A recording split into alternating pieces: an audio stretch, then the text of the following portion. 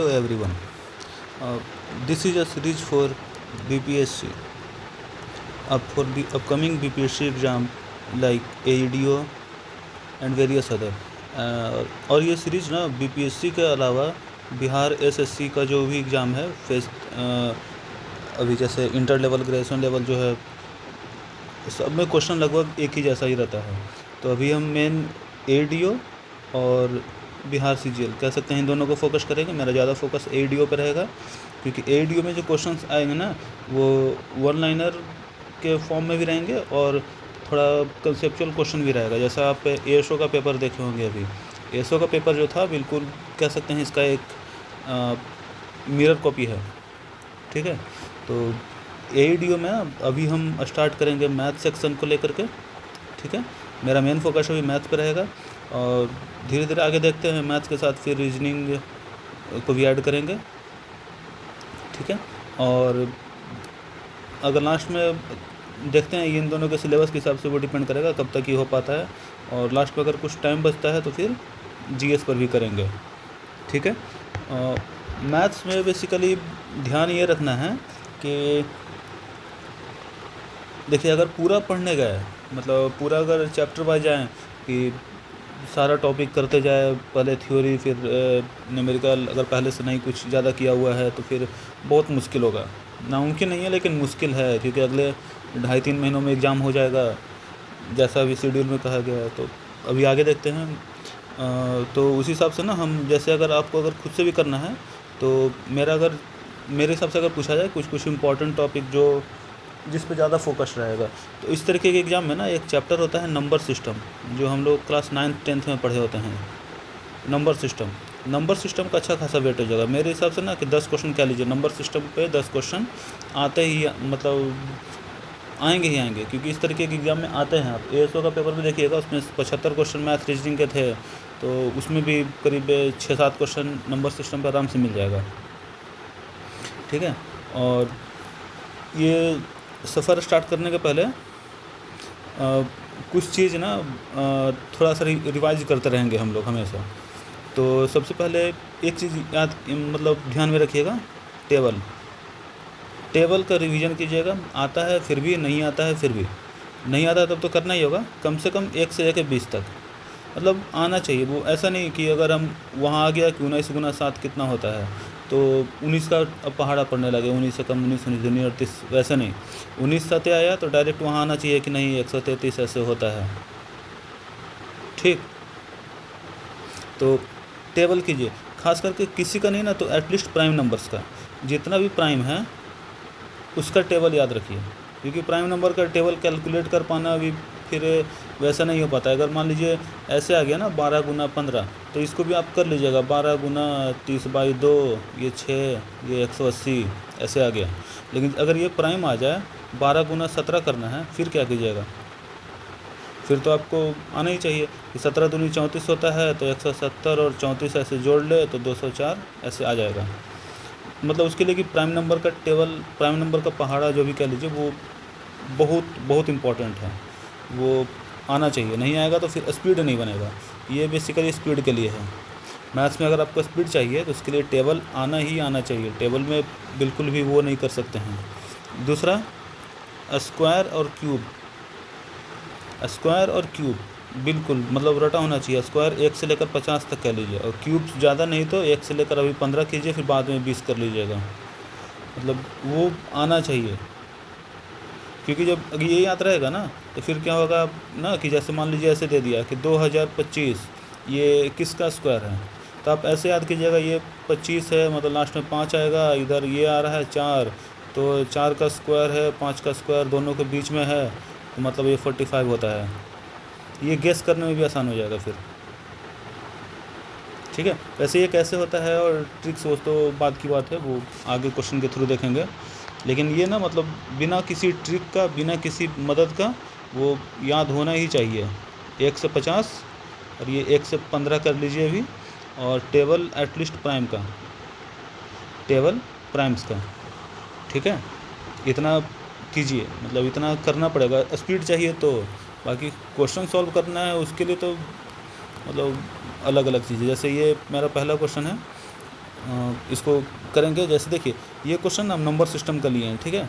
अभी पहले तो इस क्वेश्चन को पढ़ेंगे और देखेंगे इसमें यूज क्या क्या हो रहा है, क्योंकि डायरेक्ट सॉल्यूशन करना, डायरेक्ट सॉल्व कर देना और ये दिखाना कि नहीं देखो हम 20 सेकंड में सॉल्व कर लिए, हम 1 मिनट के अंदर इतना बड़ा क्वेश्चन सॉल्व कर लिए, वो मैटर नहीं करता है। सबसे पहले मैटर करता है कंसेप्ट, कि इसमें यूज क्या क्या हो रहा है, इस क्वेश्चन में कौन सा कंसेप्ट यूज हो रहा है, कौन सा थ्योरम लग रहा है। कुछ थ्योरम अगर लग रहा है तो वो देखेंगे, और किस चीज़ का यूज हो रहा है वो देखेंगे। सॉल्व करना तो अलग चीज़ है, सॉल्व तो कोई भी कर लेगा। एग्ज़ाम का सारा क्वेश्चन घर लेकर आइए, सारा सॉल्व हो जाता है, लेकिन एग्ज़ाम में कैसे सॉल्व करना है तो उसके लिए भाई उसमें जो यूज हो रहा है वो दिमाग में क्लिक होना चाहिए। ठीक है, ये क्वेश्चन नंबर पहला ये पढ़ते हैं। ठीक है, ये क्वेश्चन नंबर सिस्टम का है। इसमें क्या सबसे पहले बताएंगे क्या यूज हो रहा है और किन किन बातों को ध्यान में रखना है। ठीक है, पहला क्वेश्चन जैसे पढ़ते हैं, देयर आर 5 पॉजिटिव इंटीजर्स। यहाँ पे हाईलाइटेड पॉइंट है इंटीजर, PQRST आर इवन है and 2 of them are odd, not necessarily in order. ठीक है, तो उसके बाद दिया है 2 कंडीशन दिया है, कंसिडर द फॉलोइंग कंडीशन। यहाँ कंडीशन होगा कुछ, यहाँ कंडीशन होगा कुछ, ये लिखा होना चाहिए, छूट गया। P + Q + R - S - T is definitely even, ये पहला कंडीशन है। दूसरा है 2P + Q + 2R - 2S + T is definitely odd. ये किस कंडीशन को सेटिस्फाई करेगा, ये इस दिए गए स्टेटमेंट के बाद। इसके बाद ये नीचे तो ऑप्शन है, तो इसमें देखिए ना, इसमें यूज क्या हो रहा है, आपको क्या आना चाहिए तब ये क्वेश्चन बनेगा। अगर ये देखें कि इसमें क्या आना चाहिए तो आपको क्वेश्चन बनेगा, तो यहाँ देखिए सबसे पहले ना ये इंटीजर होता क्या है। तो आइए सबसे पहले नंबर सिस्टम पे बात कर लेते हैं। थोड़ा सा एक पेज है यहाँ पे, ले लेते हैं एक पेज, हेड पेज। ठीक है, देखिए सबसे पहले इंटीजर पे बात करते हैं। इधर ये जो नंबर सिस्टम है इसमें देखिए, जब हम नंबर सिस्टम पढ़ते थे, एक और रिकॉल करा देते हैं जल्दी से। नंबर सिस्टम में ना 2 तरीके का नंबर होता है, एक होता है रियल, एक होता है कॉम्प्लेक्स। ठीक है, कॉम्प्लेक्स क्या होता है, रूट के अंदर जो भी निगेटिव टर्म आएगा वो कॉम्प्लेक्स, इधर रूट के अंदर जो भी पॉजिटिव टर्म आएगा वो रियल नंबर होता है। रूट के अंदर यहाँ कहने का मतलब बस इसको ध्यान रखें ना कि रूट के अंदर निगेटिव आया तो कॉम्प्लेक्स, इसको ध्यान नहीं रखिए अभी। ठीक है, कि रियल नंबर अभी काफ़ी बढ़ता है वो, बाकी होता है यही। ठीक है, ये गलत भी नहीं है। तो रियल नंबर को भी फिर फर्दर 2 पार्ट में डिवाइड करते हैं। रियल नंबर में भी ना देखिए, जैसे कोई नंबर है 2, कोई है 2/5, जैसे पाई लेते हैं। पाई क्या है, पाई का वैल्यू 22/7। एक और क्या होता है पाई, फिर क्या होता है जैसे √2, √3, फिर इधर लिखे तो √4 जिसका वैल्यू होता है 2। ठीक है, तो इसको हम क्या नाम देंगे, इसको देंगे एक रैशनल और एक देंगे इर्रेशनल। ठीक है, ये 2/5 इरेशनल नहीं होता है, 2/5 रैशनल होता है। ठीक है, इर्रेशनल कहने का मतलब पाई का वैल्यू क्या है, पाई का वैल्यू है 3.142 समथिंग समथिंग, मतलब इंड नहीं होता है। √2 का वैल्यू क्या है 1.414 समथिंग समथिंग समथिंग, ऐसे मतलब कि जाता जा रहा है। लेकिन इधर क्या है, जैसे देखिए 22/7, ये क्या है फ्रैक्शन है, तो ये फ्रैक्शन में है, 22/7 फ्रैक्शन है ना, ये क्या है, ये इंड नहीं होगा। इसको तोड़ेंगे ये भी वही आएगा 3.14 कुछ, लेकिन जब ये 3.14 में इस पॉइंट में किए डेसिमल में, तब ये इरेशनल हो जाता है। जब ये फ्रैक्शन में है उस टाइम ये रेशनल होता है। ठीक, अब फर्दर रेशनल भी क्लासीफाई किया जाता है। रेशनल में होता है एक इंटीजर्स जो इस क्वेश्चन में लिखा गया है, और एक होता है फ्रैक्शन।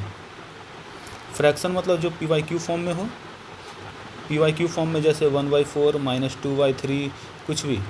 ठीक है, प्लस माइनस जो भी हो।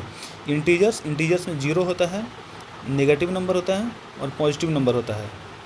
ठीक है, इंटीजर्स में एक तरह से कह सकते हैं लगभग सारे नंबर्स होते हैं। ये PYQ को छोड़ करके बस जो PYQ फॉर्म में है उसको फ्रैक्शन कहते हैं। ठीक है, ये नेगेटिव भी होता है पॉजिटिव भी होता है दोनों, बस 0 इंटीजर्स में आता है। ठीक है, अब इंटीजर्स को फर्दर क्लासीफाई करते हैं इसको बोलते हैं होल नंबर। होल नंबर कह लीजिए, क्योंकि होल नंबर में ना एक जीरो आता है और एक पॉजिटिव रियल नंबर आता है। पॉजिटिव रियल नंबर कह लीजिए, या फिर उसको आप, हाँ पॉजिटिव रियल नंबर ही कह सकते हैं, या फिर एक कह लीजिए नेगेटिव नंबर। अब यहाँ से देखिए कितना वो, मतलब क्या बोलते हैं इसको, ये करके डिवाइड किया गया है। बस एक पॉजिटिव है तो उसको अलग कर लिया, एक नेगेटिव है तो अलग कर लिया, एकदम मतलब एकदम साफ़ सुथरा चल रहा है। अब कोई वो ज़्यादा दिक्कत नहीं है इनको मतलब डिवाइड करने में। जब पॉजिटिव रियल नंबर आ गया तो अब यहाँ से देखिए ये मेन होता है, एक ऑड और एक इवन। ऑड में भी दो, ऑड में एक कह सकते हैं प्राइम नंबर, एक कह सकते हैं कंपोजिट नंबर, ठीक है। और इवन में भी उसी तरीके से एक प्राइम और एक कंपोजिट नंबर, ठीक है। ये याद रखेंगे हम कि एक example, 2 is the only even prime number, 2 is only even prime number. और ऑड प्राइम में तो बहुत है, 3, 5, 7 ऐसे, ठीक है। और एक एक्सेप्शन है यहाँ पे, 1 इज, अच्छा नहीं छोड़िए बता ही दिया तो, नाइदर प्राइम नॉर कंपोजिट, ठीक है। ये सारा चीज़ हम क्लास 9th क्लास 10th में पढ़ते हैं काफ़ी एक्सप्लेन में। अभी देखिए कंपोजिट नंबर क्या होता है। कंपोजिट नंबर प्राइम नंबर होता है जिसका फैक्टर 1 हो और सेल्फ हो, यही रहता है ना। एक 1 से कटे, एक खुद से कटे। एक होता है इसमें होता है मोर देन 2, इक्वल टू नहीं लगेगा, इक्वल टू लगा दिए हैं अपन, इक्वल टू तो फिर प्राइम आ जाएगा। मोर देन 2 फैक्टर, अगर मोर देन 2 फैक्टर है तो कंपोजिट। जैसे 4 का क्या है, 1 2 4, 5 तो प्राइम है, 6 1 2 3 6, देख रहे हैं 2 से ज़्यादा आएगा, सब आएगा 2 से ज़्यादा। 2 नहीं आएगा क्योंकि 2 तो ये है प्राइम है, और 3 यहाँ है, एक कुछ होता नहीं है, तो स्टार्ट कहाँ से होगा, 4। Which is the lowest composite number, 4। Lowest composite number is 4, ठीक है।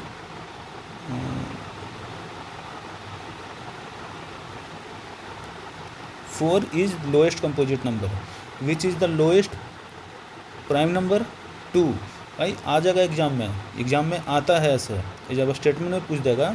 जैसे ये जो क्वेश्चन है इधर मान लीजिए, अब ये डेफिनेटली यहाँ पर रहता है कुछ प्राइम रहता, अब इसको कुछ सॉल्व करते और वहाँ पे 2 आता, अब फिर याद करते भाई 2 प्राइम है नहीं है, भाई उससे बढ़िया है ना एक और पढ़ लें, तो वो दिमाग में रिकॉल करना काफ़ी आसान हो जाता है, ठीक है। इतना आ गया बस, फ़िलहाल तो यहाँ पे वही है, यहाँ पे और कुछ ज़्यादा नहीं है। अभी देखिए क्वेश्चन देखते हैं, क्वेश्चन पे आते हैं। इसमें क्या क्या था, सारे चीज़ों को समझ गए। इंटीजर है, इवन है, ऑड है, सारा देख लिए। अभी देखिए इसमें ना एक और चीज़ है, इसमें कह रहा है कि P Q R S और T है जो इवन है, 5 positive integer number and this one are even and 2 of them are odd. और इनमें से 2 है ना जो ऑड है, कौन सा ऑड है जो हमको नहीं पता है, ठीक है। मतलब कुछ इवन है, 2 ऑड है, तो टोटल 5 नंबर है, P Q R S T, ठीक है। इसमें से ऑड है और इवन है। ऑड कितना है, कोई 2 ऑड है, इवन कितना बचेगा, कोई 3 इवन रहेगा, ठीक है। आइए देखिए ये क्वेश्चन मतलब ऐसा नहीं है कि कहीं से उठा लिया गया है, काफ़ी बढ़िया एग्जाम का क्वेश्चन यहाँ सॉल्व करेंगे, जिसमें BPSC का लगभग जितना भी एग्ज़ाम हुआ है उसका सारा क्वेश्चन यहाँ पे सॉल्व करवाएंगे, ठीक है। और भी बहुत सारे एग्जाम का करवाएंगे, ठीक है। यहाँ देखिए पहले ऑड कितना है, इसमें से कोई 2 ऑड है और 3 बचा जो इवन होगा। अभी देखिए इक्वेशन पे आते हैं, P + Q + R - S - T, ये क्या होगा, इवन होगा क्या। तो उसके लिए हम एक चीज़, अच्छा ठीक है, एक चीज़ और था वो भी कर ही देते हैं। यहाँ देखिए लिखते हैं ऑड और इवन, इसका कुछ नियम होता है। हम इवन को E से लिखेंगे, ऑड को O से लिखेंगे। जैसे कभी भी दो इवन नंबर को ऐड करेंगे या सब्ट्रैक्ट करेंगे, रिजल्ट हमेशा इवन आएगा, ऑलवेज। कभी भी दो इवन नंबर को मल्टीप्लाई करेंगे हमेशा इवन आएगा, ठीक है।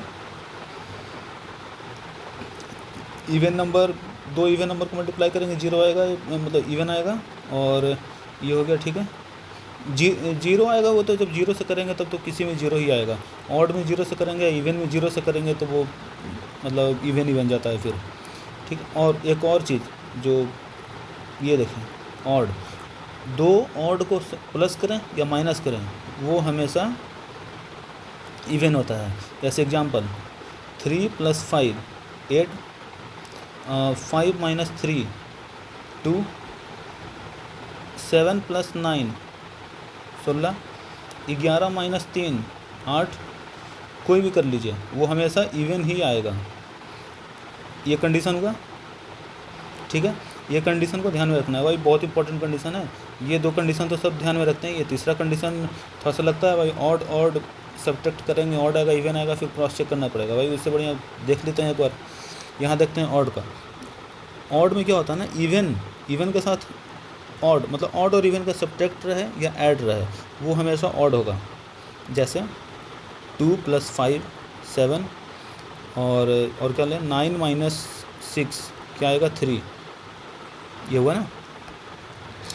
एक और, दो ऑड को मल्टीप्लाई करेंगे तो हमेशा ऑड मिलेगा, दो ऑड को मल्टीप्लाई करेंगे हमेशा ऑड मिलेगा, दो इवन को मल्टीप्लाई करेंगे हमेशा इवन मिलेगा, ठीक है। इसको ध्यान में रखना है। अगला है, हाँ एक और दोनों में छूटा है, ये बता रहे हैं, देखिए।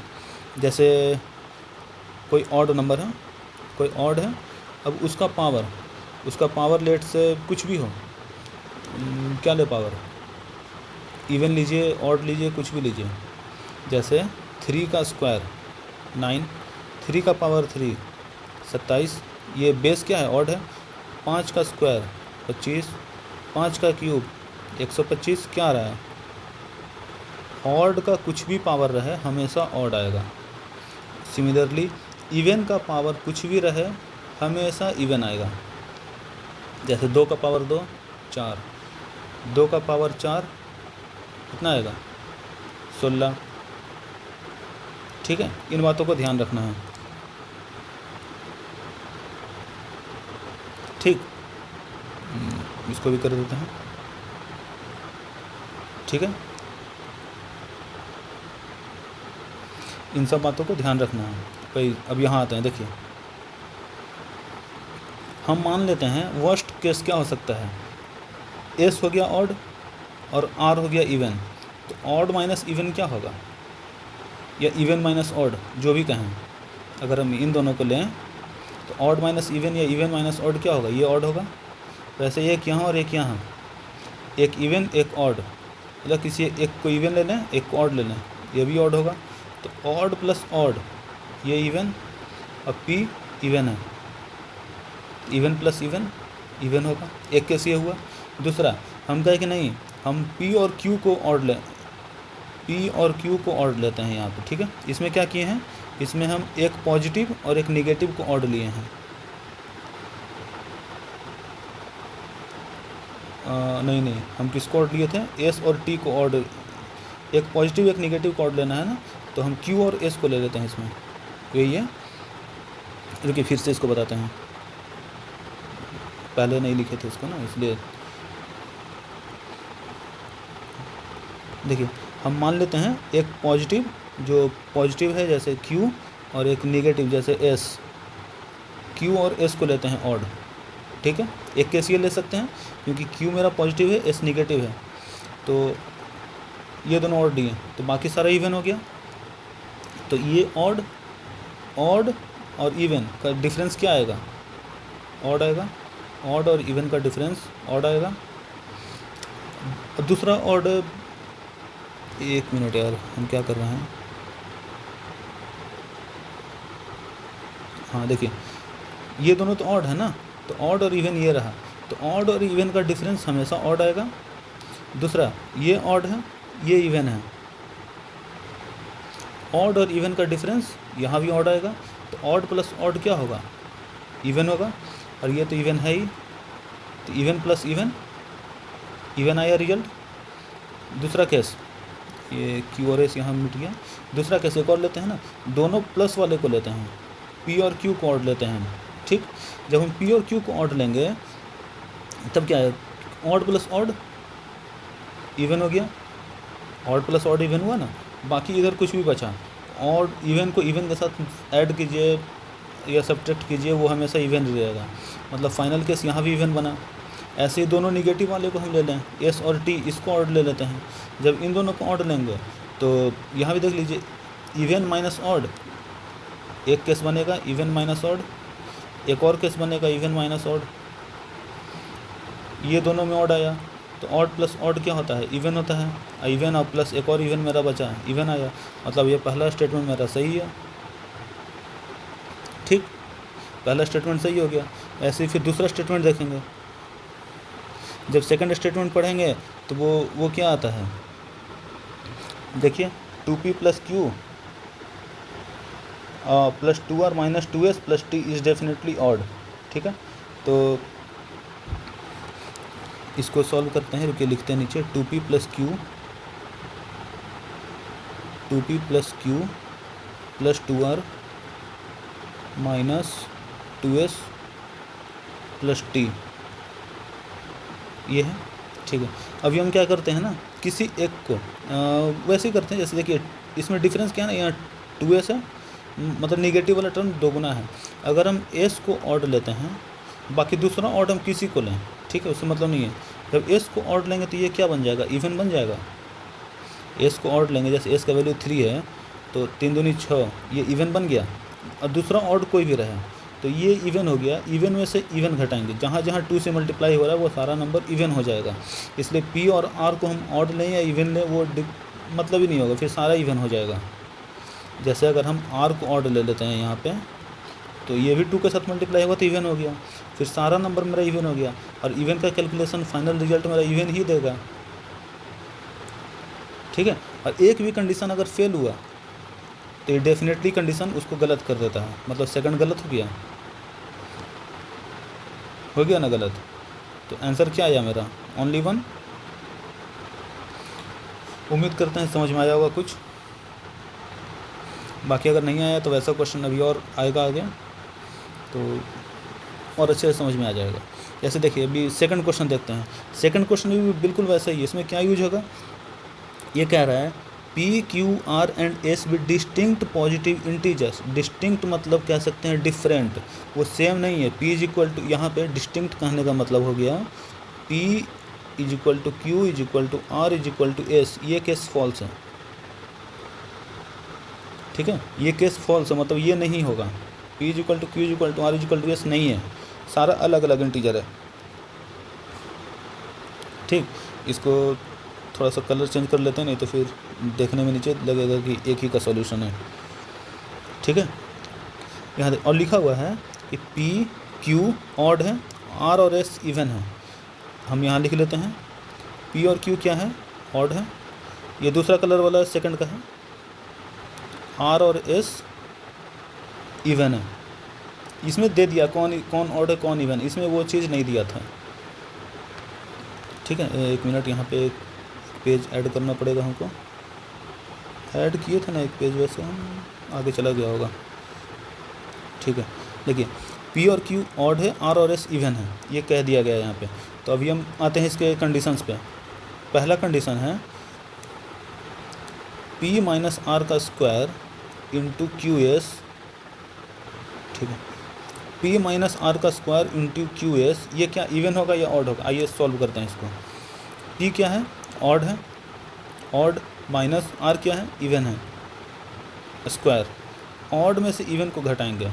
अब नहीं याद आ रहा है भाई क्या था, मान लीजिए ना 5 में से 3 को घटाया 2, ऑड माइनस 5 में से 4 को घटाएंगे ना, इवन लेना है ना, तो 5 में से हम 4 को, चलिए 2 को घटाते हैं, स्क्वायर, 3 का स्क्वायर 9, ये क्या आएगा, ये टर्म ऑड आएगा। आप किसी और एग्जांपल के लिए कर लीजिए, वो ऑड ही आएगा। क्योंकि ऑड माइनस इवन ऑड होता है। देखिए अगर याद रहेगा ना तो वो तुरंत कर लेंगे। किधर गया, ये रहा, इवन ऑड का डिफरेंस ऑड होता है। ठीक, अगला है क्यू एस। क्यू एस क्या होता है? क्यू और एस, एक ऑड एक इवन। ऑड और इवन का मल्टीप्लिकेशन हमेशा ऑड होगा। देखिए किधर गया,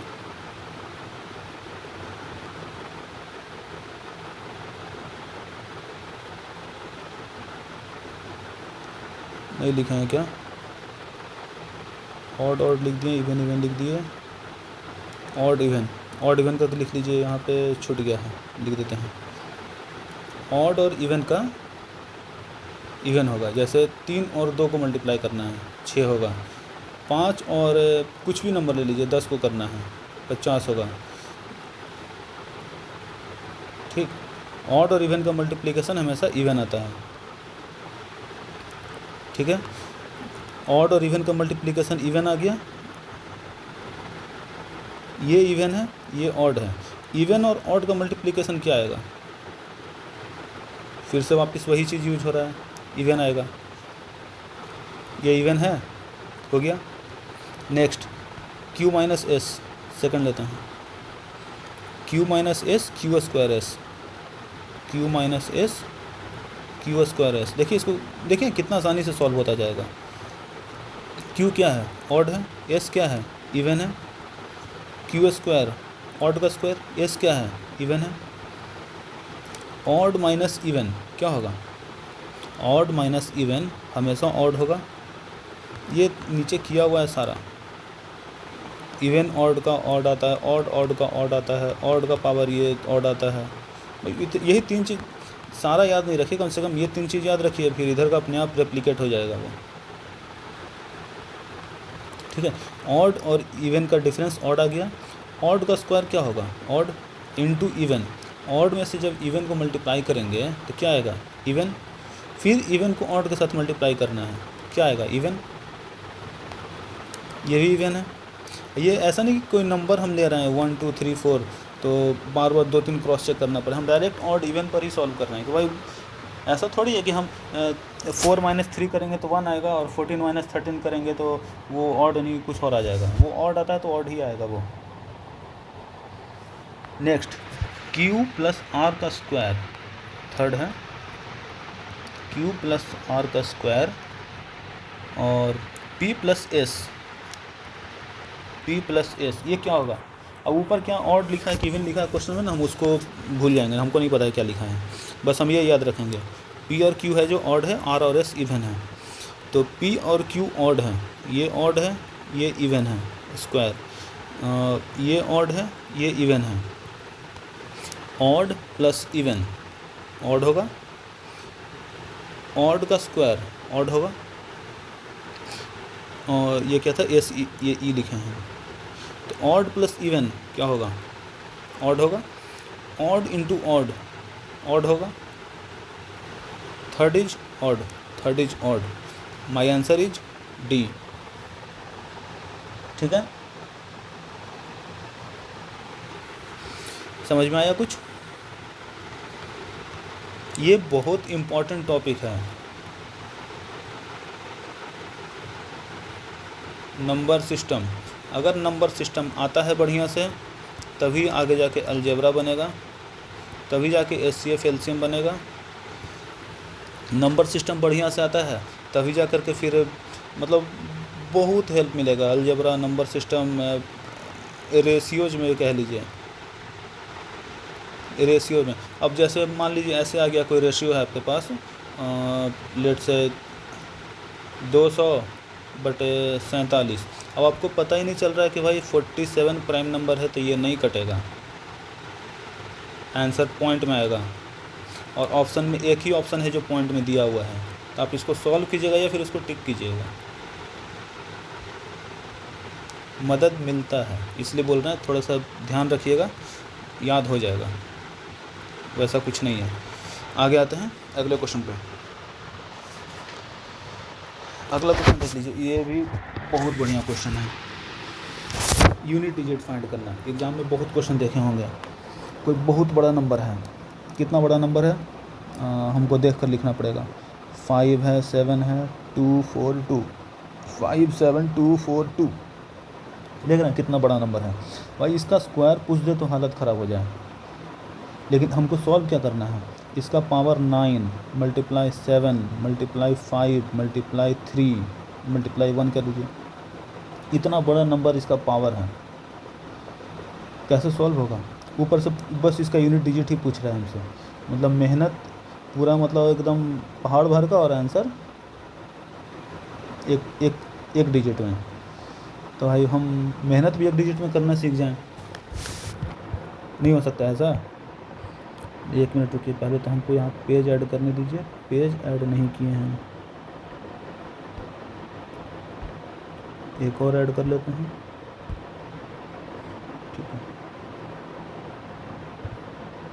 ठीक है आइए यूनिट डिजिट पे काम करते हैं। होता क्या है ये यूनिट डिजिट वाले को करते कैसे हैं। पूरा मल्टीप्लाई तो नहीं करते होंगे भाई, इतना टाइम तो किसी के पास नहीं है। तो हम एक छोटा सा एग्जांपल लेते हैं पहले। 2 का पावर 1 कितना आएगा, ऐसे लिख दें हम 0 2 का पावर 2। 0 हम बस इसलिए लिख रहे हैं ना ताकि यूनिट डिजिट देखने में आपको दिखे, नहीं तो एक डिजिट लिखेंगे ना तो लगेगा जैसे देखिए इसको 8 लिखते हैं। यूनिट डिजिट पे क्या है 8 है, टेंस डिजिट पे क्या है, तो टेंस डिजिट है ही नहीं भाई, टेंस पे 0 है। 2 का पावर 4 16, 2 का पावर 5 32, 2 का पावर 6 64, 2 का पावर 7 128, 2 का पावर 8 256। अब हम क्यों लिख रहे हैं भाई, देखिए गौर कीजिए। यूनिट डिजिट क्या है 2 4 8, 2 हुआ 4 हुआ 8 हुआ, और क्या है फिर सिर्फ यूनिट डिजिट को लिख रहे हैं 6। उसके बाद क्या है फिर से 2 4 8 6 4 8 6 रिपीट हो रहा है।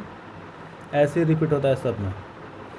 अगर 11 रहे, 11 का पावर 1 11, 11 का स्क्वायर 121, 11 का क्यूब 13331, ऐसी कुछ होता है ना। ठीक है, यूनिट डिजिट 1, मतलब यूनिट डिजिट 1 वाले का स्क्वायर करेंगे तो हमेशा 1 आएगा, 2 वाले का करेंगे तो ये आएगा, 3 वाले का करेंगे तो 9, 3 का क्यूब 27, 3 का पावर 4 81, 3 का पावर 5 81 लिख रहे हैं, 3 का पावर 5 243, 3 का पावर 6, 3 का पावर 1 भी लिख लीजिए 3 का पावर 6 729। ऐसे ही है। क्या क्या आया 3 का पावर में, 3 आया, 9 आया, 7 आया, 1 आया, फिर आया 3 आया, 9 आया, फिर 7 आएगा, फिर 1 आएगा। ये फिक्स है, यही आएगा, 1 वाले में 1 आएगा। तो भाई ऐसे हम हर किसी का तो नहीं ना करते रहेंगे, तो उसका एक हम चार्ट बना लेते हैं पहले, किसमें क्या क्या होता है। ठीक है, तो सबसे पहले इधर नंबर लिखेंगे, इधर लिखेंगे यूनिट डिजिट। यूनिट डिजिट पे क्या आएगा, ठीक है, ऐसे नंबर लिखते हैं 0 1 2 3 4 5 6 7 8 9।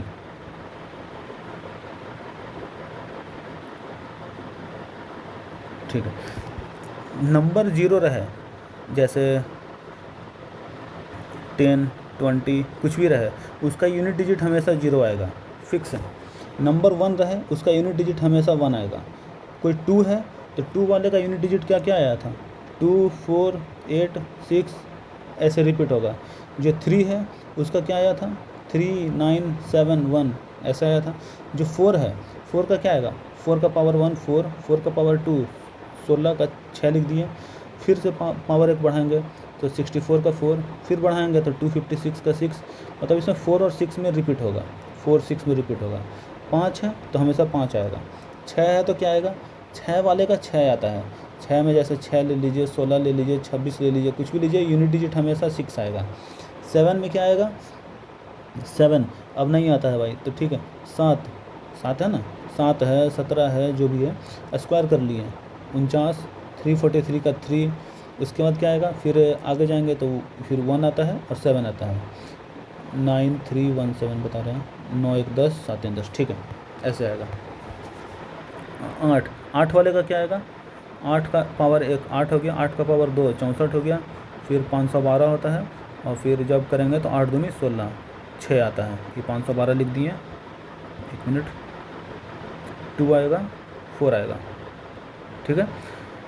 अब देखिए, अभी हम ये लिख कैसे रहे हैं, हम ये पता है ना 8 का पावर 1 8 हुआ, अब इसमें वापस 8 से मल्टीप्लाई करेंगे, मतलब इस वाले 8 को जब इसमें मल्टीप्लाई करेंगे 64 का 4 आएगा, फिर इस 4 को यहाँ 8 मल्टीप्लाई करेंगे, 8 चौके 32 का 2 आएगा, फिर इस 2 को यहाँ 8 से मल्टीप्लाई करेंगे तो कितना आएगा 16 आएगा, 6, फिर 6 को 8 से मल्टीप्लाई करेंगे तो वापस 8 आ जाएगा, मतलब इसका फिर रिपीट करेगा। 9 वाले में क्या आएगा, 9 वाले का तो पता होगा, 9 और 1 आता है, ठीक है। अभी देखिए ना, इस ये तो आ गया, अभी इसमें से हमको ये आ गया, इसको याद कैसे रखना है, ऐसे थोड़ी रटेंगे कि 2 का है तो 2 4 8 6 होगा, 3 का 3 9 7, नहीं, वैसे नहीं रटना होता है, रटना होता है लेकिन समझ के रटना होता है। जैसे देखिए, अगर 0 है, 1 है, 5 है, 6 है, यूनिट डिजिट पे अगर ये नंबर है, अगर किसी भी नंबर का यूनिट डिजिट ये है तो उसका पावर कुछ भी कर दें, पावर कुछ भी कर दें, यूनिट डिजिट हमेशा 0 1 5 और 6 ही रहेगा, ये यही रहता है, ठीक है। पता नहीं पहले गौर किए हैं या नहीं, लेकिन यही रहता है।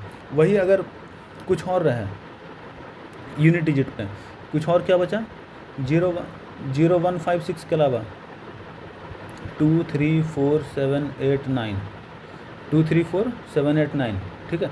इसका पावर कुछ भी रहेगा, लेट से पावर x है, ठीक है, तो हम क्या करेंगे ना, उस x को 4 से डिवाइड करेंगे, ठीक है। उसके बाद ये रूल जो भी था इसको अप्लाई करेंगे, and then apply by counting, ठीक है। वो कैसे करते हैं वो बताते हैं, अभी कुछ एग्जांपल लेकर के, छोटा सा एग्जांपल लेते हैं कोई, जैसे 9 का लेते हैं, ठीक है।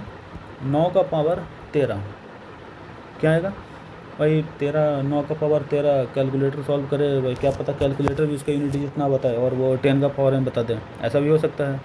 तो सबसे पहले क्या करेंगे, 13 को 4 से डिवाइड करेंगे, 4 3 12, रिमाइंडर 1, काम करते हैं रिमाइंडर पे हम, रिमाइंडर कितना आया, 1 आया। तो कहने का मतलब देखिए, इसको एकदम बिल्कुल एकदम स्टेप बाय स्टेप करके समझाते हैं। 9 का पावर 13 है, 9 का पावर 1 रहेगा तो 9 आएगा, 9 का पावर 2 रहेगा तो कितना आएगा 81, 9 का पावर 3 रहेगा 729, ऐसा जाता जाएगा। देख रहे हैं, जब भी ऑड वाला जा रहा है तो उसमें 9 आ रहा है, और इवन वाले में ना 1 आएगा, तो यहाँ ऑड है, तो कहने का मतलब यहाँ रिमाइंडर 1 आया, तो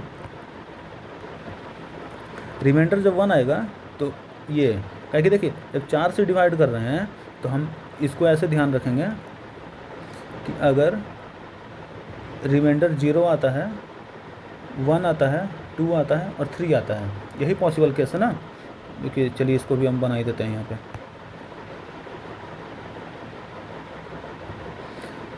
रिमाइंडर ये आ सकता है जब 4 से डिवाइड करेंगे तो, और रिमाइंडर का ज़रूरत किस किस में पड़ा था, 2 3 4 7 8 9, उसको लिख लेते हैं, 2 3 4 7 8 9, इसमें ज़रूरत पड़ा था।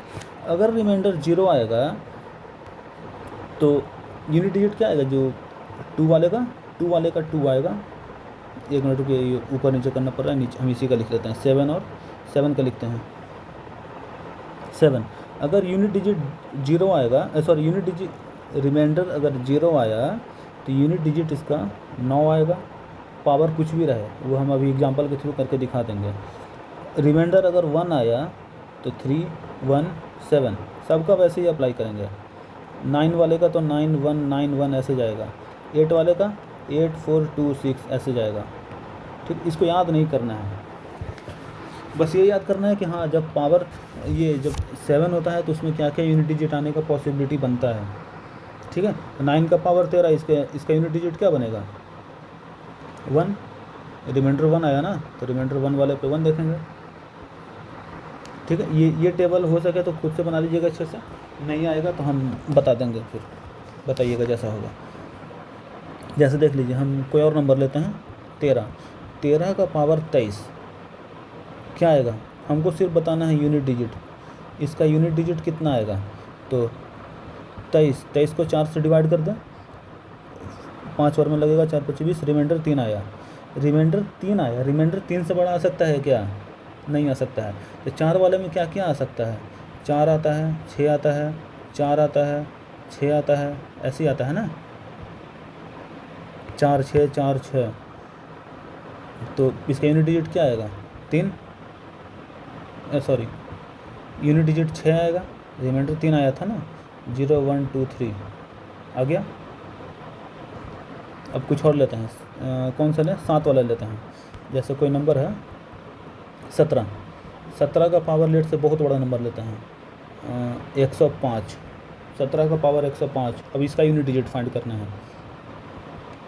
105 को डिवाइड किए 4 से, 4 दूनी 8, 25, 4 छके 24, 1 आ गया।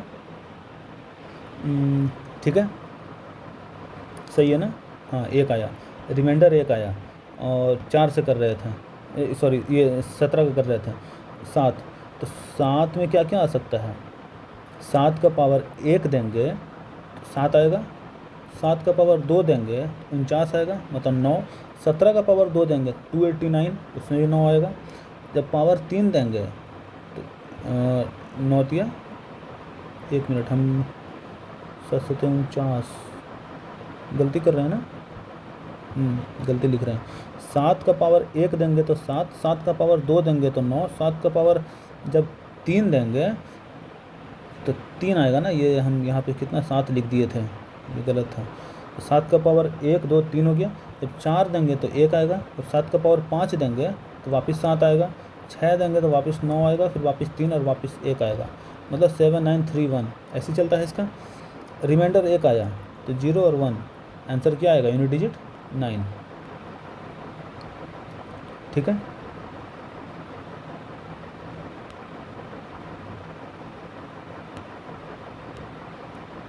यहाँ देखते हैं, इसको देखते हैं, यूनिट डिजिट कितना है 2। तो 2 का पावर रखना कितना है, 2 का पावर है कितना, इसको सॉल्व कर लें।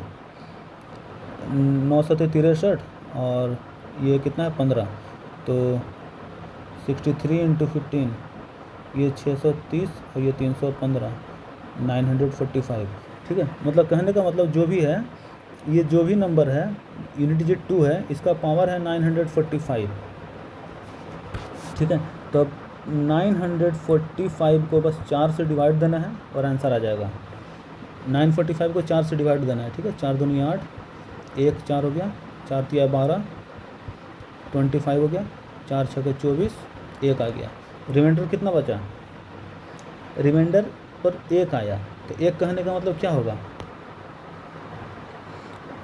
यूनिट डिजिट 2 था, यूनिट डिजिट 2 है, रिमाइंडर 1 आया, मतलब 4 होगा इसका यूनिट डिजिट, 4 है क्या, ये रहा।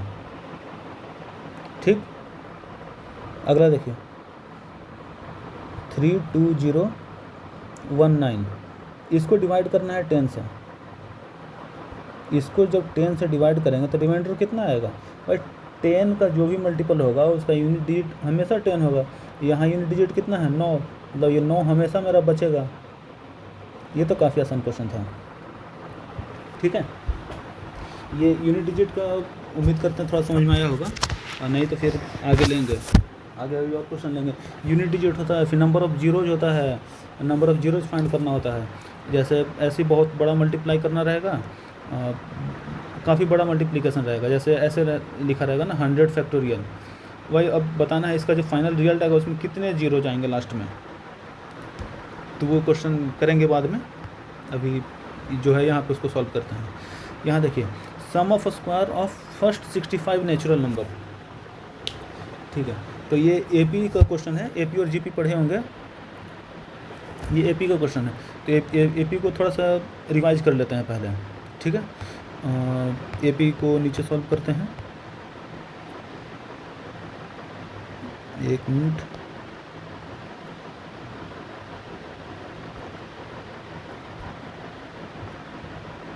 किधर गया पेज, अच्छा नीचे चला गया।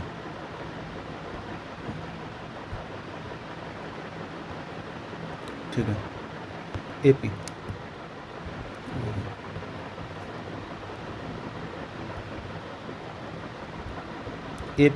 AP क्या होता है? Arithmetic progression. अरिथमेटिक प्रोग्रेशन को बस ऐसे याद रखिए ना, कोई भी एक सीक्वेंस सीरीज होगा, ठीक है, जैसे 2, 5, 8, 11, 14। इसमें क्या होता है ना, जो लास्ट नंबर और जो नेक्स्ट प्रोसीडिंग नंबर, दोनों का जो डिफरेंस होता है ये सेम होता है, ठीक है। ये डिफरेंस कुछ भी हो सकता है, डिफरेंस है जो जीरो हो सकता है, पॉजिटिव हो सकता है, निगेटिव हो सकता है, कुछ भी हो सकता है। जीरो वैसे होगा नहीं, जीरो होगा तब तो सारा 2 2 2 2 उसका भी सम आता है, उसमें भी यही फार्मूला लगता है, ठीक है।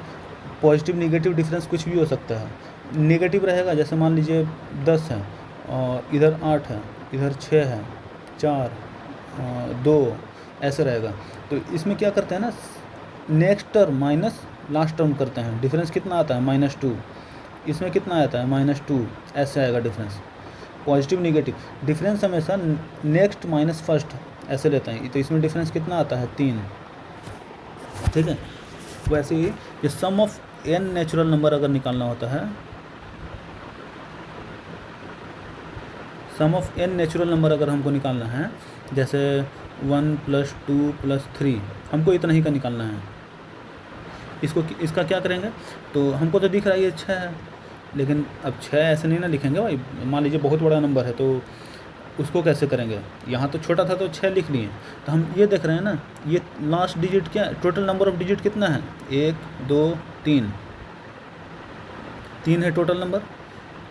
3 गुना 4/2 ऐसे लिखते हैं, या रुकिए, 4 को हम लिखते हैं 3 गुना 3 + 1/2, 6 आ गया।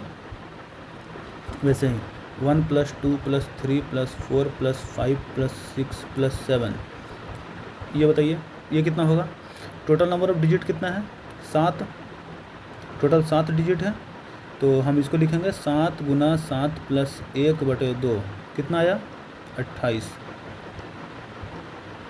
टोटल कितना आ गया 28। तो यहाँ पे हमको क्या दिख रहा है, n × n + 1/2। अच्छा रुकिए, इसको 28 आया ना, इसको करके देख लेते हैं। 1 और 2 3 हो गया, 3 3 6, 6 4 10, 10 5 15, 15 और 6 21, 21 और 7 28 आ गया। मतलब कि मेरा सम का फॉर्मूला बना n × n + 1/2। और क्वेश्चन में क्या पूछा था, sum of the square of first 65 natural number, square का सम निकालना है। कहने का मतलब क्वेश्चन में कह रहा है कि उसको चाहिए 1 का स्क्वायर, 2 का स्क्वायर, 3 का स्क्वायर, इसका इस तरीके से 65 तक का। तो हम पहले 3 तक का निकाल लेते हैं, 2 तक का भी निकाल सकते हैं, 3 का भी हम 3 का ही निकालते हैं। कितना होगा, 1 + 4 + 9, 9 1 10 4 14 है। तो अब 14 कैसे आएगा, है ना। तो अब ये मेरा फॉर्मूला आया था, तो भाई उससे डेविएट तो नहीं होना है, उसको यूज करना ही है। उसको एकदम से कैसे छोड़ दें, नहीं तो हर के लिए भाई पूरा डिफरेंट फार्मूला आ जाएगा, तो थोड़ा दिक्कत है। तो 3 वाले का कितना आया था, 6 आया था, यहाँ 14 लाना है। तो वैसे ही करके कुछ बनता है, और ये फार्मूला आ जाएगा आपका, ये 3 है ना, तो 3 गुना 2 6 1 7, फिर 7 से ये कटेगा, हाँ ठीक है, 2n + 1/3, ठीक है, यही होना चाहिए। हम क्रॉस वेरीफाई कर लेते हैं। n का वैल्यू 3 है, 3 गुना 4/2 गुना 3 दूनी 6 1 7/3, तो 3 से 3 कटा, ये 3 से 3 कटा, ये 2 बार में कटा, 14 आ गया, ठीक है, फार्मूला सही है। अभी देखिए 1 का स्क्वायर, 2 का स्क्वायर, 3 का स्क्वायर, 4 का स्क्वायर, 5 का स्क्वायर, इसको सॉल्व करते हैं। n का वैल्यू कितना है 5, 5 गुना 6/2 गुना 5 दूनी 10 और 11/3, ठीक है। 2 3 जा 6 कट गया, 11 5 55 आ गया, 55 इसका आंसर हो गया। नहीं तो हम इसको इंडिविजुअली सॉल्व कर लेते हैं। 25 16 9 4 1, 9 1 10, 16 4 20, ये हो गया 30 और 25 ये हो गया 55, सही है। फार्मूला मेरा ये होगा। अभी फर्स्ट 65 n नेचुरल नंबर का निकालना है। आइए इसको सॉल्व कर लेते हैं। तो इसका होगा n into n plus 1/2 into 2n plus 1/3। कुछ नहीं करना है, n का वैल्यू 65 पुट कीजिए और ये आ गया कितना 65 इंटू 2 130 131/3। ये देखिए 2 3 जा 6 से ये कटा 11 बार में 65 इंटू 11 गुना 131। जो मेरा आंसर आएगा इसका यूनिट डिजिट 5 आएगा, सब में है। अब कुछ नहीं करना, इसको मल्टीप्लाई करना ही पड़ेगा। और नहीं तो एक चीज़ और देख सकते हैं, ये 13 का मल्टीपल है, ये 11 का मल्टीपल है, ये 11 है, तो 11 का मल्टीप्लिसिटी चेक कर सकते हैं। मल्टीप्लिसिटी तो अभी वैसे बताया नहीं है, तो वैसे देख लीजिए 11 का जो मल्टीपल चेक करते हैं ना 11 का, तो उसमें ऐसे करते हैं, एक एक अल्टरनेट नंबर को ऐड करते हैं, जैसे 9 और 6 15, 15 और 5 20, और इन दोनों को ऐड करते हैं, यहाँ भी अल्टरनेट, ठीक है। तो कितना है 4 और 6 10, डिफरेंस कितना आया 10, मतलब ये नहीं होगा। वैसे ही ऊपर वाले को देखेंगे, 9 और 6 15, 15 और 5 20, और ये कितना है 6 3 9, ये 11 आया, मतलब ये हो सकता है, ठीक है। अभी और देख लेंगे, क्या पता और हो। 9 और 6 15, 15 और 5 20, माइनस 5 2 7, यहाँ 13 आया, ये तो नहीं होगा। अभी देख लेंगे 9 6 15, 15 और 5 20, माइनस 6 1 7, ये 13, ये भी नहीं होगा, मतलब एक ही बचा। चलिए बच गया मल्टीप्लाई करने से, मल्टीप्लिसिटी से ही 11 का डिविजिबिलिटी चेक किए, उससे आंसर आ गया मेरा, ठीक है। नहीं तो वही मल्टीप्लाई करना पड़ता है, इसको अच्छा खासा टाइम लग जाता है, ठीक है। वो मल्टीप्लिसिटी मतलब डिविजिबिलिटी कैसे चेक करते हैं वो बताएंगे, देखिए शायद उसका भी क्वेश्चन होगा तो करवा देंगे उस पर भी। अभी देखिए नेक्स्ट है ये परसेंटेज पे, ठीक है। परसेंटेज का जो टॉपिक है वो बहुत इम्पॉर्टेंट है।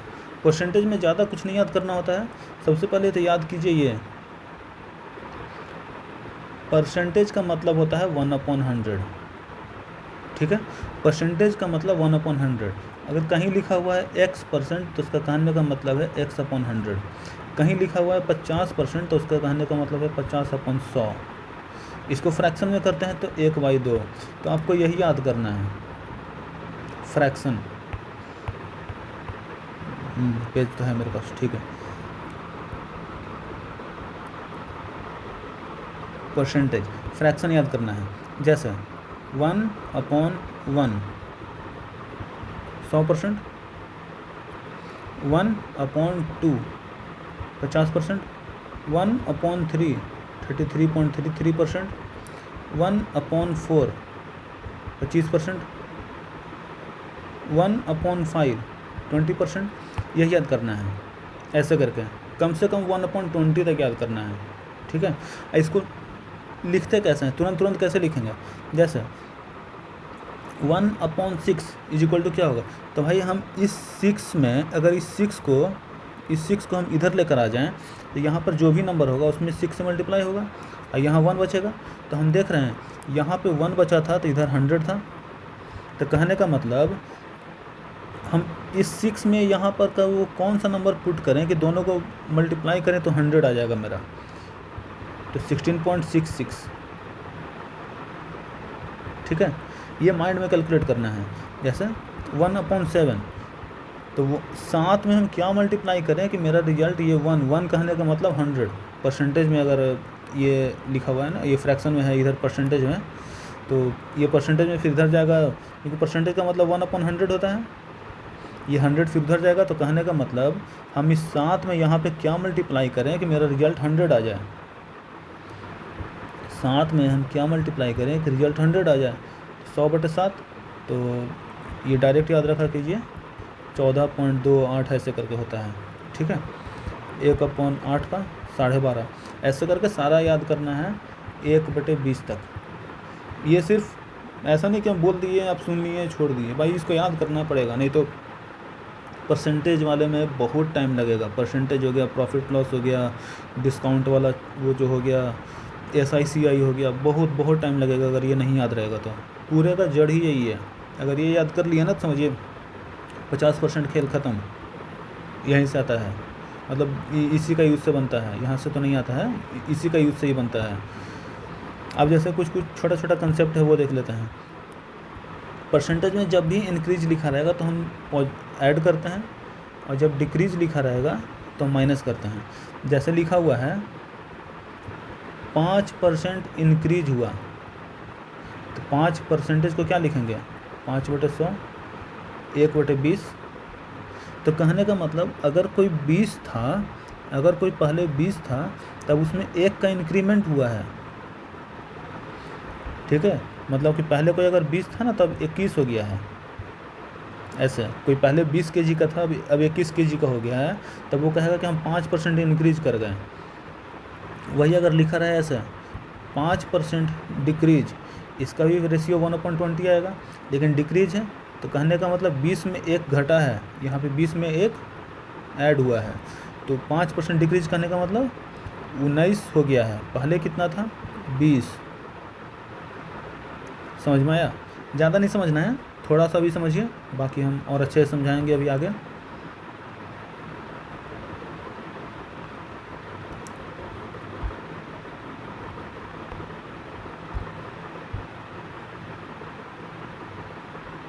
ठीक है, ये हुआ। और देखिए एक एग्जाम्पल लेते हैं, जैसे 10% ऑफ 50, 10/100 इंटू 50 कितना आया, ये 2 0 एक इधर कट गया, 5 आया। अगर रहे 50% ऑफ 10, ये भी 5 आएगा। तो हम कह सकते हैं therefore x% of y is equal to y% of x, ये होता है, ठीक है। परसेंटेज में तो अभी यही बताएंगे, मतलब बस एक ही यही यूज़ कीजिए अभी, और बाकी क्वेश्चन के थ्रू और करेंगे। जैसे देखिए यहाँ पे जो क्वेश्चन था मेरा पहला तो बन गया था, नहीं पहला भी बनाया कहाँ है, ये है पहला question. 4% of x is equal to 24, ये बहुत आसान क्वेश्चन है, इसमें कुछ है ही नहीं, मतलब ये हम क्यों क्वेश्चन लिए हैं। 4% का मतलब 1/100 लिख दिए, ऑफ का मतलब multiply x is equal to 24। ये हम लिखे कैसे पहले वो देखिए, कभी कभी ये लिखने में भी कुछ लोगों को दिक्कत हो जाता होगा। 4 का 4, परसेंटेज का मतलब 1/100, ऑफ का मतलब मल्टीप्लाई, ऑफ का मतलब मल्टीप्लाई, ये मल्टीप्लाई लिखे हैं, उसके बाद लिखा हुआ है x। 4% of x is equal to 24।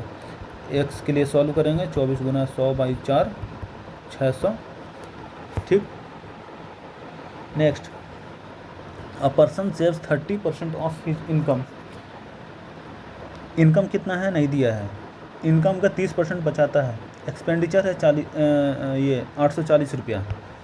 अगर किसी पर्सन का इनकम अगर 100% है तो 100% ही कमाता होगा ना, उसमें से सेविंग है इसका 30%, तो एक्सपेंडिचर कितना होगा, 70%, यही होगा ना। अगर सेविंग 30% है तो एक्सपेंडिचर 70% होगा, तभी तो टोटल इनकम क्या है, ये टोटल है। इनकम क्या होता है, सेविंग प्लस एक्सपेंडिचर, इसी को जोड़ करके ना इनकम बनता है। तो सेविंग दिया हुआ है 30% है, सेविंग 30 है, और एक्सपेंडिचर का वैल्यू दिया है, मतलब 70% का वैल्यू दिया है 840 रुपया। तो हम अब टोटल पता है, टोटल है ही नहीं पता हमको, तो हम लिख सकते हैं 70, अब परसेंटेज का मतलब divided by 100 is equal to 840, ऐसा कुछ दिया है। तो यहाँ से अगर हम निकालें तो 1 का वैल्यू आ जाएगा, रुकिए एक एक स्टेप से करते हैं। जैसे 70 का 100% ऑफ मान लीजिए इनकम को, ठीक है चलिए अभी ऐसा नहीं बताते हैं, अभी x लेकर के बताते हैं। 100% ऑफ x, टोटल वैल्यू है x, तो इनकम कितना है 100% ऑफ एक्स, सेविंग कितना है 30% ऑफ एक्स, और एक्सपेंडिचर कितना है 70% ऑफ एक्स। टोटल वैल्यू में टोटल अगर एक्स रुपया कमा रहे हैं तो एक्स का 100% मतलब टोटल हुआ ना, उसमें तो कुछ कटा ही नहीं, वो इनकम हो गया। और एक्स का 30%, क्योंकि ये कह रहा है ना इनकम का 30%, हम इनकम को एक्स ले लिए हैं, तो इनकम का 30% है सेविंग। तो इनकम कितना है एक्स का 30% सेविंग और एक्स का 70% एक्सपेंडिचर, और एक्सपेंडिचर का वैल्यू दिया है 840 रुपया गुना एक्स। ये लिखना भी सिखाए थे ऊपर, कैसे लिखाता है 70% का मतलब 1/100, ऑफ का मतलब गुना, और एक्स का एक्स आ गया 840। तो अभी यहाँ से हम एक्स को सॉल्व करेंगे, एक्स के लिए जब सॉल्व करेंगे तो 840 गुना 100/70, इनकम कितना आ गया एक्स का वैल्यू, एक्स क्या था मेरा इनकम कितना आया 1200 रुपया। तो एक्सपेंडिचर कितना आया 70% ऑफ एक्स। क्या निकालना है, सॉरी इनकम ही तो निकालना है, 1200 रुपया आ गया। अगर सेविंग निकालना होता तो एक्सपेंडिचर तो मेरा दिया हुआ, एक्सपेंडिचर हम क्यों निकालें। अगर हमको सेविंग निकालना है 30% होगा, कितना आएगा 36 और 0 360 रुपया, 360 रुपया सेविंग हो गया। ठीक, ये क्वेश्चन काफ़ी आसान है, ध्यान से बस देखिए समझ में आ जाएगा। The income of a person increases 15% annually. देखिए वही है, सेम क्वेश्चन है, बस थोड़ा सा डिफरेंस है। इसमें क्या है, किसी का इनकम है जो 15% सालाना के दर से बढ़ रहा है, तो इनिशियल इनकम कितना है 70,000, तो इनकम 2 साल बाद कितना होगा, 2 साल बाद का इनकम पूछ रहा है। ठीक है, तो हम बनाते हैं इसको, यहाँ डाटा एक बार और देख लेते हैं। 15% 70,000 2 साल बाद,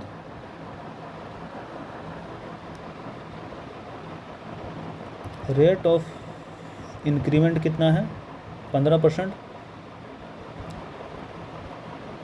इनकम या जो भी दिया है वैल्यू कितना है 70,000 रुपया, टाइम पीरियड कितना दिया है 2 साल। ठीक है, देखिए बनाते हैं इसको, बेसिक मेथड से पहले बनाते हैं एसआई और सीआई। एसआई में क्या होता है, एसआई सीआई छोड़िए, 15% एसआई सीआई का भी यूज ही नहीं करेंगे हम, मतलब करेंगे लेकिन नाम नहीं लेंगे उसका। अब यहाँ देखिए इंक्रीमेंट 15 साल, इंक्रीमेंट 15%, अगर ये है फर्स्ट ईयर, ये है सेकंड ईयर, इसमें 15% मिलेगा, यहाँ भी 15% मिलेगा। टाइम पीरियड 2 साल हो गया, तो कितना का इंक्रीमेंट होगा यही निकालना है ना। अच्छा, जो भी निकालना रहे, कैलकुलेट द इनकम, मतलब टोटल अमाउंट निकालना है। तो देख ही लेते हैं एसआई में जो होता है P/R/T/100, ये देखे होंगे। एसआई में क्या होता है ना, जो मेरा शुरू में प्रिंसिपल रहता है, प्रिंसिपल मेरा कॉमन रहता है, यहाँ पे प्रिंसिपल अमाउंट कितना है 70,000, बस वही लेना है। ज़्यादा देखिए हम एसआई सीआई के टर्म में नहीं जाना चाह रहे थे, थोड़ा सा वो बताए नहीं है ना, कुछ तो कन्फ्यूजन हो जाएगा। तो लेकिन ना हम ये देखिए ना, ये क्वेश्चन एसआई का है, लेकिन यहाँ पे ना अगर एसआई आता है तब तो बनाइए वैसे, अगर नहीं आता है तो बिना आई बन जाएगा। जैसे कि पहले हम इस फार्मूला के थ्रू बनाते हैं, फिर बताइएगा कैसा लगा मेथड जो। रेट कितना है 15, टाइम पीरियड 2 डिवाइडेड बाई 100। जब इसको सॉल्व करेंगे 15 दूनी 30 और 7 21, 21 इधर और 2 0 और, मतलब 21,000 का इंक्रीमेंट हुआ। तो टोटल अमाउंट इसका हो जाएगा 2 साल बाद का 91,000। ठीक है, 91,000 होगा वहाँ पे।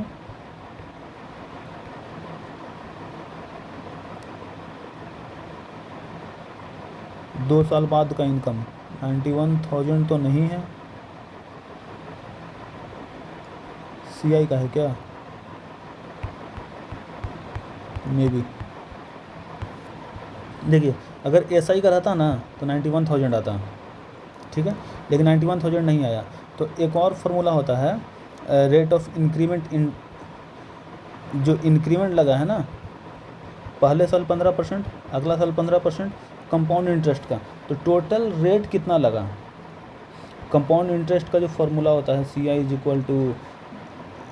मतलब कंपाउंड इंटरेस्ट में अमाउंट इज इक्वल टू, वो काफ़ी ऐसे करके होता है ना formula, n 1 plus r upon 100 by p, ऐसे करके फार्मूला होता है। तो हम इस पे नहीं जाएंगे, ठीक है, वो हमको मतलब वो बहुत बेकार लगता है। हम इस पे आएंगे, ये इस वाले पे आएंगे। टोटल इंक्रीज कितना हुआ, R1 रेट ऑफ इंटरेस्ट पहले साल, रेट ऑफ इंटरेस्ट दूसरे साल, प्लस 15 गुना 15/100, हम इसका यूज़ करेंगे। 15 15 30, और ये हो गया प्लस 2.25, 32.25 हो गया। टोटल रेट ऑफ इंटरेस्ट मेरा मिलेगा 32.25। तो टोटल अमाउंट कितना मिलेगा, 70,000 गुना 32.25। ये 32.25 क्या आया, ये आता है R इंटू टी का वैल्यू, जो फार्मूला यूज करते हैं ना, P into r into t, ये वाला। इसमें R और T का वैल्यू आया, ये बेसिकली R और T का वैल्यू आ गया। तो R और T का तो वैल्यू मेरा ये आ गया, डिवाइडेड बाई 100। ये यहाँ से 2 जीरो आएगा नीचे, इसको भी यहाँ काट लें, फिर 7 से इसको मल्टीप्लाई कर लेंगे, तो 3225, 7 5 35 का 5 3, 14 3 17 7 1, 14 15 का 5 कैरी गया 1 गया, तो कितना 22 575। ये इसका वो हो गया इंटरेस्ट अमाउंट, कितने का इंटरेस्ट मिलेगा 2 साल में। तो टोटल अमाउंट कितना होएगा, अमाउंट टोटल ये हो जाएगा आपका 70,000 प्लस 22 572, 92,575 92,575 रुपीज़, 92,575 ये रहा। ये क्वेश्चन CI का था, लेकिन CI के क्वेश्चन को भी हम SI के तरीके से ही बताएंगे, क्योंकि CI के लिए फिर अलग से फार्मूला क्यों याद करना।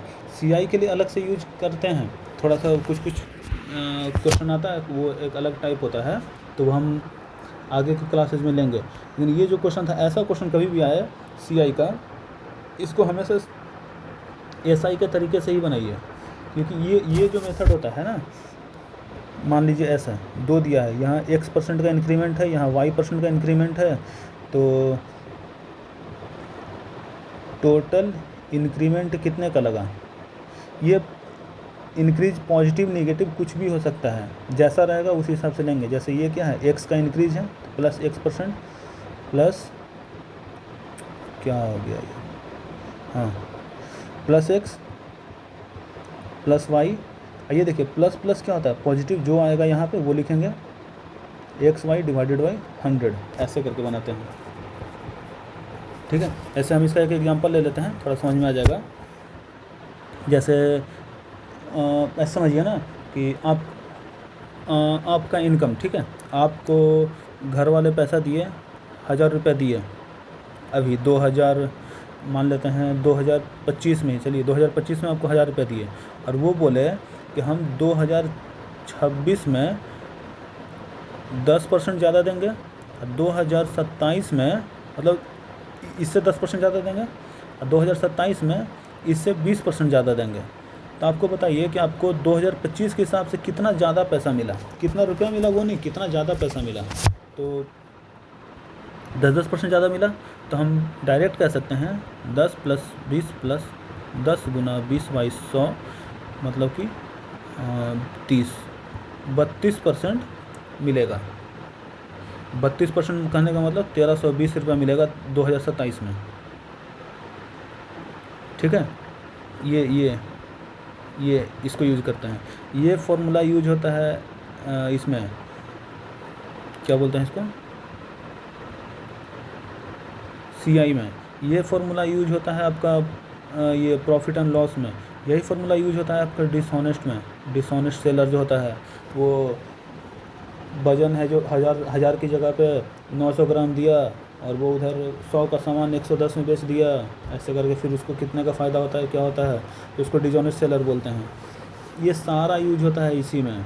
ये फार्मूला यूज होता है आपका, मतलब कहाँ यूज नहीं आएगा, जहाँ पर भी एक से ज़्यादा चेंज दिखा दिया पॉपुलेशन वाले में, फिर बहुत है भाई, मतलब क्या ही बोले अभी। ये बहुत इंपॉर्टेंट फार्मूला है ये, x plus y plus x y y 100, ये बहुत इंपॉर्टेंट फार्मूला है।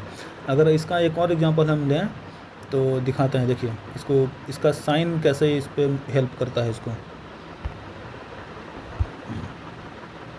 देखिए एक और कर ही लेते हैं। जैसे कोई जगह है, अ सिटी,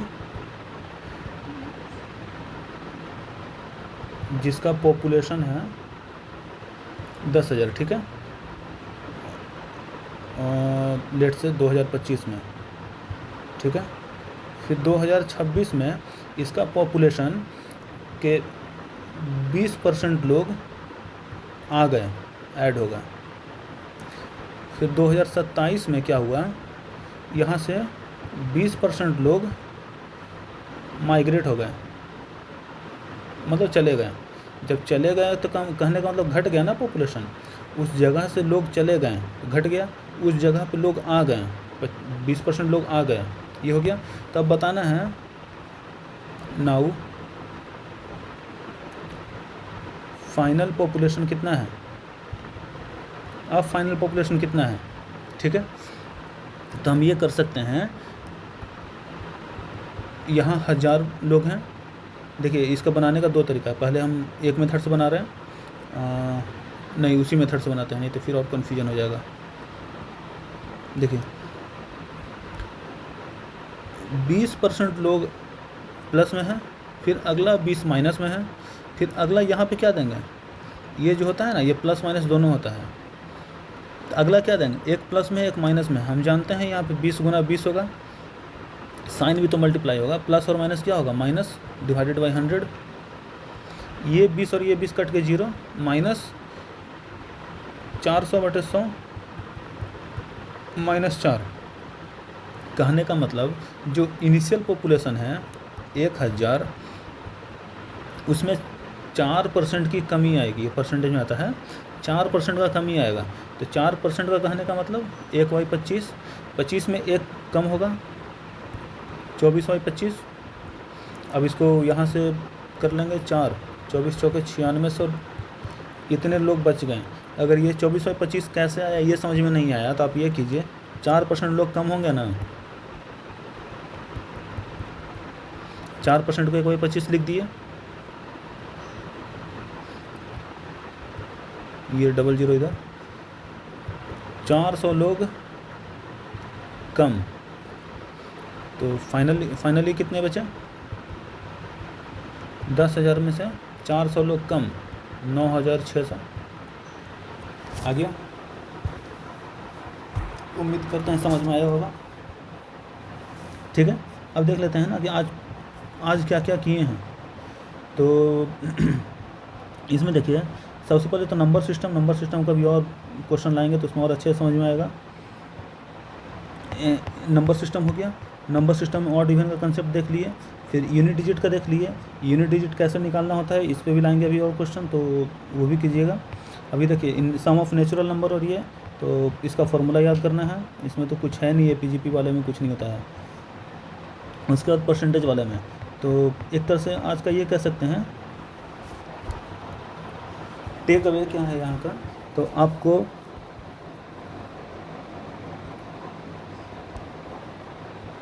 टेबल याद करने होंगे 1 से 20 तक, एटलीस्ट जो प्राइम नंबर है उनके टेबल।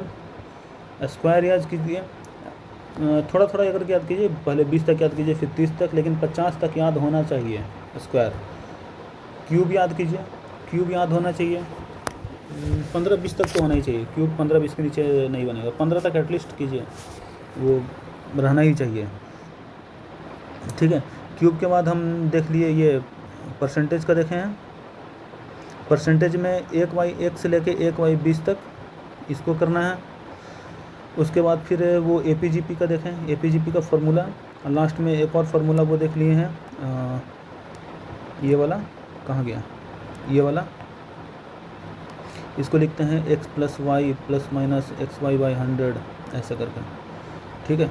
आज हम लोग ये सब पढ़े हैं, तो थोड़ा बहुत समझ में तो आया ही होगा, पूरा का तो नहीं कह सकते हैं, पूरा समझाना इतना भी वो मतलब पहले क्लास में कह नहीं सकते हैं कि पूरा समझ में आ ही गया होगा, लेकिन आना चाहिए। ठीक है, जितना आया, बाकी क्वेश्चन और भी है उसको अगले क्लास में करते हैं। फ़िलहाल अभी के लिए थैंक यू, अगले क्लास में आते हैं।